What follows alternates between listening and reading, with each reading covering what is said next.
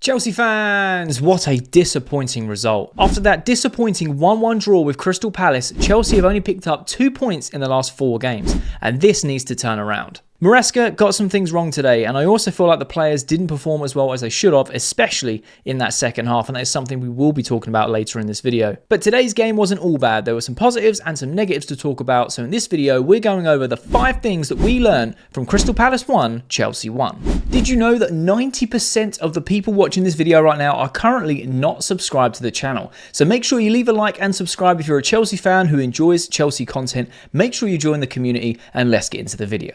The first thing that I want to talk about is we cannot kill games off, and this is becoming increasingly frustrating, especially in the second half of games. Again, we'll speak about that more in detail later, but with the fact that we miss so many chances and we create so many chances is becoming very worrying. I personally am a massive fan of Jackson. I will back him until the cows come home, but he missed 6 chances today and he needs to convert at least one of them, and if he does, it kills the game. That first half, we were playing with very high intensity. We had Palace on the back foot. We had loads of counter-attacks, created loads of opportunities, but we couldn't kill the game off. And it's increasingly frustrating for Chelsea fans to watch this. Our team can play some amazing football. We can score goals for fun. But in games like this and the previous games we've played recently, we cannot convert our chances, and it's becoming a problem. We need someone to be able to put these chances away so we can kill the games off. Have Chelsea scored too many goals too quickly and now we're going for a dry spell? Because that's what it seems like to me, and it shouldn't be the reason we're not scoring. The reason we're not scoring is we haven't got someone to tuck those chances away, and we just need to. It feels like a rant.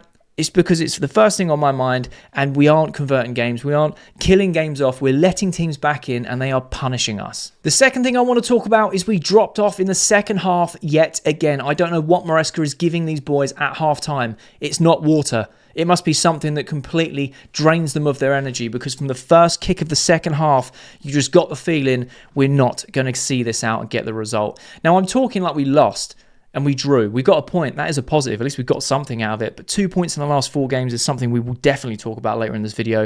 It is just worrying to see. I know we're typically not great over Christmas periods, whatever, but we'll get to that in a second. The fact that we drop off in the second half so massively is, again, very concerning. Maresca made very late changes again. What's up with that? We go one game where he makes 1 substitute, the next game where he makes 3 or 4 and it doesn't work. We go back to another game where we need changes, he makes a couple late on, and again, they can't impact the game, we can't see out the game, and we end up conceding and then dropping more points. At least we got 1 point on the board rather than 0, but it's not what it feels like. It feels like a loss after a game like today. I need someone to explain how we drop off so much in the second half, because it makes no sense to me. In the first half of the season, like before these last 4 games, right? From the start of the season to now, Maresca had something going with these players. At the second half, we came out with such high intensity. We really put the teams on the back foot.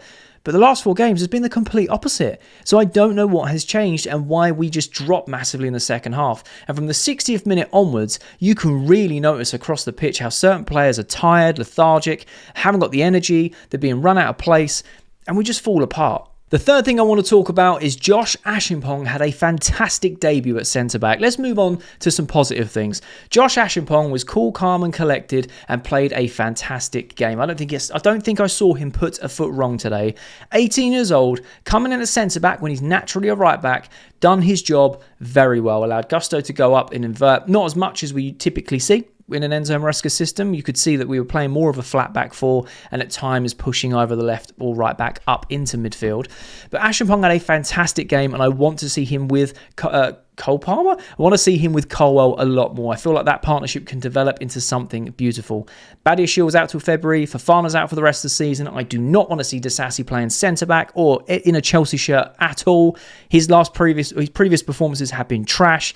Give Ashenpog a run of games and see what happens, because honestly, that's a lot of pressure for an 18-year-old to come in away from home at Palace, which is typically a difficult game for us. We saw the same thing in the home leg against Palace. The same thing happened. But Ashenpog handled this very well and a very good debut for him. So a massive, massive green box for him. The fourth thing I want to talk about was Sancho was our biggest threat. He did drop off in the second half, but I think a lot of the squad did. Sancho had a fantastic first half. His assist, unbelievable. The way he has that dummy run to make the space and then manage to shimmy the ball through 3 players so Cole Palmer can take that excellent touch, calm it down and slot it into the corner. Jadon Sancho for 25 million is an absolute bargain, and I will scream that until I'm blue in the face. What a player we have. He can just create moments of magic like that. My predicted 11 over on my TikTok account, I actually said to start Felix again on the left wing, give him more minutes, and the dynamic that he gives us when he drifts inside, and having Palmer and Felix could be very dangerous against Palace. But I'm always happy to see Sancho play. He's one of my favourite players, or slowly becoming one, because every time he's on the pitch, he's very decisive with his passing. He always seems to either assist and also starting to score a little bit as well. Admittedly, he does need to shoot a bit more. But it needs to be highlighted, he was absolutely frightening in that first half and created something out of nothing. And before we get into the 5th and final thing we learned from Crystal Palace 1, Chelsea 1, I have some honourable mentions. And the first honourable mention is Caicedo and Enzo need a rest. My God, do they look exhausted every single game. From that 60-minute onwards, they drop massively. And it's to be expected. We have no one to replace them in them 6 roles to rotate. Cassidy, I don't think is good enough to be getting Premier League minutes, but it's getting to the point where we need to actually give Caicedo or Enzo a little bit of a rest. They are getting run ragged in the second half of games. Second halves in games. It's so apparent, and I don't understand how we're not trying to change the system even a little bit and trying to rest them a little bit. Yes, we know Lavia is fit and he needs to stay fit.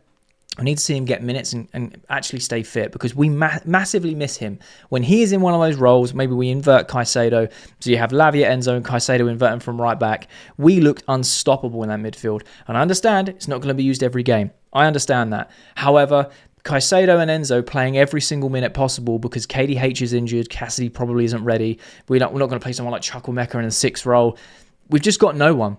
Are we going to recall Santos from Strasbourg while we're in this January transfer window to actually give Caicedo and Enzo a break? Probably not. Are we going to go out and buy a 6? No, I don't think we are. I think it'd be really silly to do that because we've got some with injuries right now or on loan spells. But something needs to change. Either the system needs to change to accommodate someone else in that role, or we need to find someone who can, at least play in that role. Put Vega in that 6th role. Give Enzo some time off. Give Caicedo some time off. Vega is a Swiss Army knife player. He can play left back, centre back, or in that 6th role. Give Vega some minutes. He may not be as good as Caicedo or Enzo, but at least it gives one of them a little bit of a break to recover and not play 90 minutes flat out every single game. Now, admittedly, the next game we play is an FA Cup game against Morecambe at home, so I don't think they'll both play. However, it's something to think about while we're going into more league games, and we desperately need to pick up points. And the second honourable mention that I want to talk about is 2 points in 4 games is not good enough. It is concerning. Now, obviously, I'm not turning my back on Maresca and saying, Maresca out, he doesn't know what he's doing, blah, blah, blah, blah, blah. It's just very concerning. Someone in my live stream made this comment, and it makes perfect sense. We went on a great run of games for a very tough period of fixtures.